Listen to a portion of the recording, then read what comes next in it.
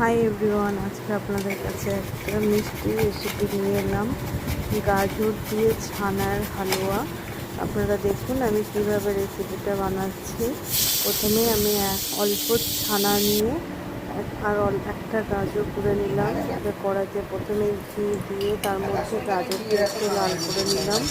ওর মধ্যেই ছানাটা চিনিটা দিয়ে নাড়াচাড়া করে একটা এলাচ থেকে তৈরি আমাদের গাজর ছানার হালুয়া। আপনারা ভিডিওটাকে অবশ্যই লাইক অ্যান্ড সাবস্ক্রাইব করবেন। আরও নতুন নতুন ভিডিও দেখতে লাইক অ্যান্ড সাবস্ক্রাইব করবেন। Thank you.